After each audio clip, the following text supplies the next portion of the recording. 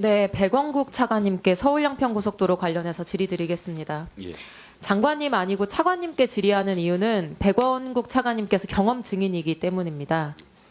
용역사가 처음 변경 노선 그린 2022년 4월 당시에 차관님 대통령 인수위에서 일하고 계셨고요. 네. 1년 후쯤 양평고속도로 처가 특혜 의혹이 터진 직후에 국토부 차관으로 부임해서 원희룡 장관과 함께 대응을 하셨습니다. 맞습니까? 예, 맞습니다. 네. 차관님 이틀 전 국토부 자체 감사 결과 공개됐는데요. 핵심 지적사항 두 가지입니다. 일도 안 끝났는데 10수억 되는 용역비를 성급하게 용역사에 지급했고 또 국민들께 공개하는 자료에서 임의로 문서 일부를 삭제했다는 것입니다. 맞죠? 네. 네. 차관님, 그 국토부가 외부 용역사랑 일을 진행하면서 이번처럼 과업 수행 여부를 제대로 따지지도 않고 10수억 원의 용역비를 지불한 사례가 있습니까? 그런 좀 드문 사례라고 봅니다. 매우 이례적인 일이죠. 제가 지금 국토위에 3년째 있는데 지금까지 국토부 직원들께 느낀 점은 매사에 철두철미하고 법규에 근거해서 일하려고 노력하신다는 점입니다. 그런데 10수억 원의 돈을 이렇게 허술하게 처리한 사실을 그냥 단순히 실수나 과실로 받아들일 수 있을까? 저는 잘 모르겠습니다. 근데 이 성급하게 지급된 용역비를 받은 용역사의 상무가 2년 전 국정감사에 증인으로 나온 바 있습니다. 슬라이드 보여주시죠. 당시 그 용역사 상무는 국토부 홈페이지에 공개할 자료 중 4페이지를 용역사에서 삭제했다고 인정을 하면서 왜 안 나오죠? 슬라이드가. 그 삭제는 국토부의 누군가가 지시해서 한 것이다. 이렇게 답변했습니다. 기억나십니까? 예, 얼핏 기억납니다. 네. 당시 누가 지시했는지 이름을 답하지 않아서 지시한 사람에게 이유를 물어보지는 못했습니다. 그런데 그 당시 경동 엔지니어링 상무에게 문서 삭제 지시한 국토부 직원이 이번에 징계 처분 권고를 받았죠. 아마 관계가 있을 것 같습니다. 직접 확인은 못 차관님 감사 결과 못 보셨습니까? 거기에 익명 처리되어 있는 이름이 있는데요. 저도 이름은 이게 지금 오늘 배포된 자료 정도로 봤습니다. 차관님, 국토부 직원이 뭐가 무서워서 장관이 전부 공개하라고 지시한 문서를 함부로 삭제하고 뭐 때문에 과업이 끝나지도 않았는데 18억 원이 넘는 돈을 덜컥 용역사에 줬을까요? 왜입니까? 저는 좀 이렇게 실수가 있었다고 보여집니다. 단순히 실수라고요? 지금 아까 감사 결과에서도 얘기했듯이 그 4페이지를 뺀 이유는 하남 쪽에 민원이 있었다라는 부분하고 오타가 있었다. 그런 이유로 실무적으로 판단해서 뺀 걸로 알고 있습니다. 제가 답을 알려드리겠습니다. 제가 생각하는 답이요. 저는 삭제된 문서 안에 답이 있다고 생각합니다. 다음 슬라이드 보여주시면 이 페이지가 국토부가 용역사 시켜서 삭제한 부분입니다. 용역사가 용역 착수 보고에도 하기 전에 2022년 4월에 국토부에 제출했던 과업 수행 계획서의 한 페이지입니다.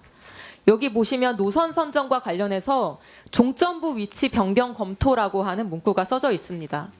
근데 종점 위치 변경을 검토해야 되는 사유가 옆에 적혀 있는데 기존 종점이 연결될 교각의 위치가 높고 터널이 인접해 있어서 변경을 검토해야 된다는 내용입니다. 제가 이 기존 종점 양서면 부근에 가본 적이 있는데요. 이 기재 사유는 나름 합리적입니다. 용역사가 기재한 대로 높은 고가 고속도로고요. 터널이 바로 옆에 있어서 공사가 위험할 수도 있겠다는 생각을 저도 했었으니까요. 그럼 더 안전한 종점부를 찾는 시도를 해볼 수도 있는 거죠. 근데 왜 저 부분을 이미 제출된 계획서의 저 페이지를 삭제했을까? 감사 과정에서 밝혀진 바가 있습니까?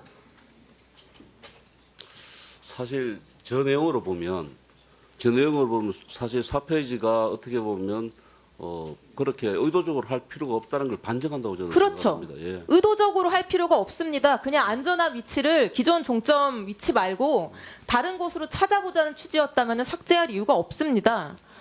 그런데 바로 저 과업수행계획서가 작성되고 있었던 시점에 용역사는 내부에서 이미 그 주변이 아니라 완전히 엉뚱한 곳, 김건희 일가 땅이 모여있는 강상면으로 향하는 변경 노선을 이미 내부적으로 그리고 있었기 때문에 그 사실과 퍼즐처럼 맞춰질 것이 두려워서 종점 변경이 언급돼 있는 이 페이지를 삭제한 거다라고 볼 수밖에 이거 말고는 다른 이유를 상정할 수가 없습니다. 우리 속담에 도둑이 제발 저린다는 속담이 있죠.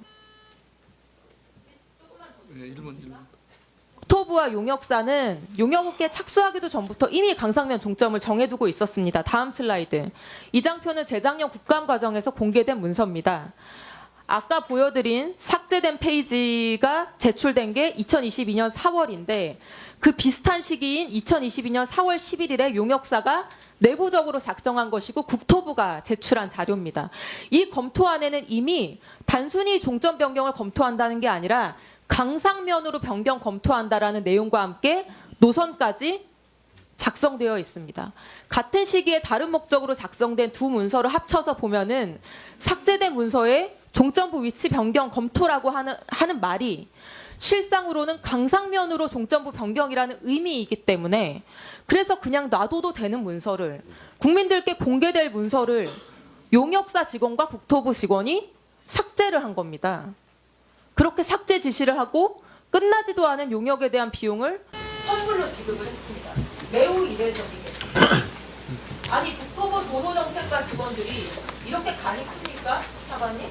예, 윗선의 지시도 없이 이게 그냥 실무 직원들이 스스로 판단해서 할 수 있는 정도의 일입니까? 이런 일이? 저는 엊그제 징계처분 권고를 받은 공무원들이 굉장히 억울할 수도 있겠다고 생각을 했습니다. 이게 실무자 수준에서 감당하고 결정할 수 있는 일이 아무리 봐도 아니기 때문입니다. 슬라이드 봐주시죠, 차관님. 용역사 직원은 국토부의 지시를 받아서 문서 작성했다고 했습니다. 지시한 사람은 국토부 도로정책과 실무지가 도로공사 직원이라고 했습니다.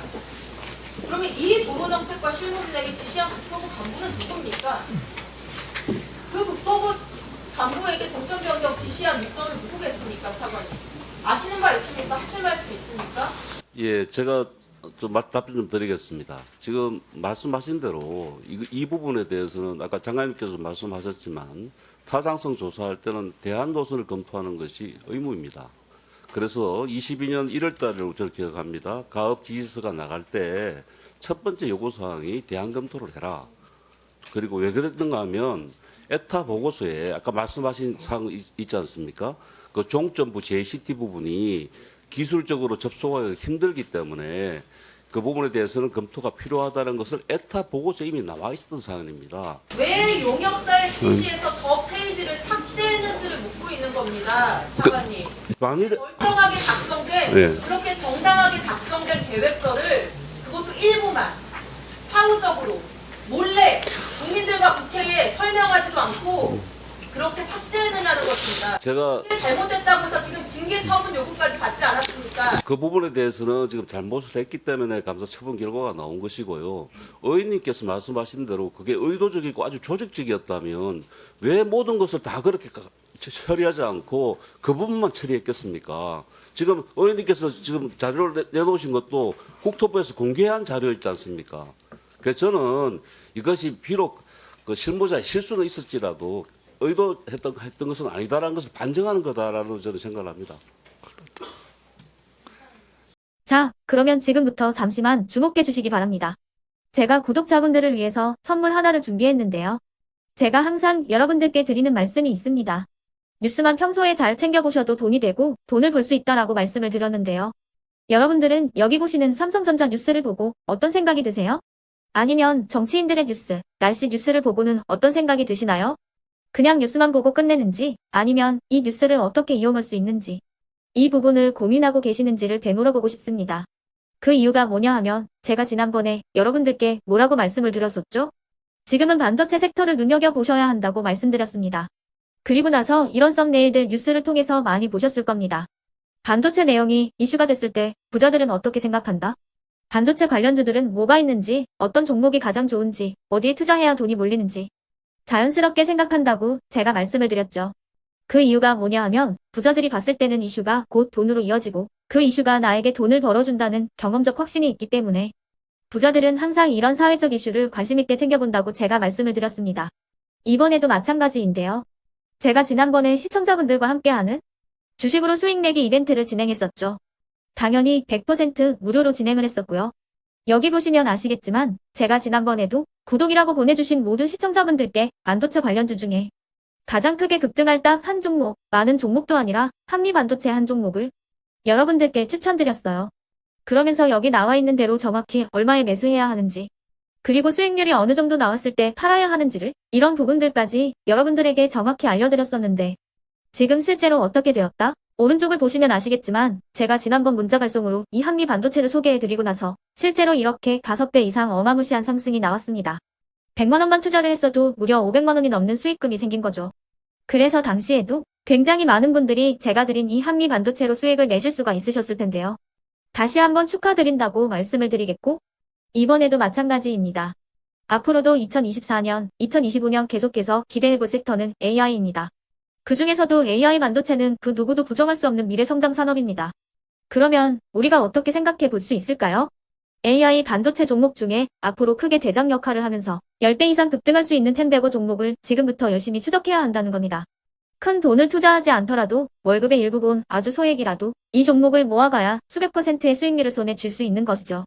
지금 여러분이 보고 계시는 이 유튜브 또한 AI 반도체와 아주 밀접한 연관이 있고 반도체야말로 대한민국의 핵심 산업으로 앞으로 더더욱 시장은 성장할 수밖에 없습니다. 그렇기 때문에 제가 이번에도 뭘 보내드리고 있냐면 지난번과 똑같이 구독이라는 문자를 보내주시면 제가 AI 반도체 관련주 중에 앞으로 대장주 역할을 하면서 주가가 가장 크게 급등할 한 종목을 여러분들께 문자 발송으로 종목명과 사고 파는 시점을 모두 알려드릴 건데요. 그 문자를 받고 여러분들이 주식으로 돈 버는 연습을 한번 해보셨으면 좋겠고요. 혹시라도 나는 주식을 하지 않는다 하시는 분들은 주변에 주식하시는 지인분들에게 말씀을 해주셔도 되고요. 아니면 연세가 있으셔서 투자가 어렵다 하시는 분들은 이 종목을 자녀분들에게 한번 사봐라, 이걸로 한번 수익을 내봐라, 이렇게 조언을 해주실 수도 있는 거겠죠. 그래서 지금 이 영상을 보시는 시청자분들 중에 나도 이번 종목이 좀 궁금하다 하시는 분들은요. 누구나 상관없이, 그리고 어느 시간대나 상관없이 부담 없이 010-2514-5930번으로 구독이라는 문자 보내주시면 제가 이번에도 똑같이 무료 추천 급등주 문자를 보내드리겠습니다. 이해되시겠죠? 제 번호 010-2514-5930번으로 구독이라는 문자 보내주시면 여러분들이 직접 이슈를 통해서 돈 버는 연습을 해보실 수가 있는 거고, 제가 돈을 받는 것도 아니고 투자를 대신해 드리는 것도 아니기 때문에 부담 없이 신청해 주시면 되는 겁니다. 그리고 수익이 나면 저는 다른 것은 하나도 바라지 않습니다. 제 채널에 구독, 좋아요 한 번씩만 눌러주시라, 이렇게 다시 한번 말씀을 드리겠습니다.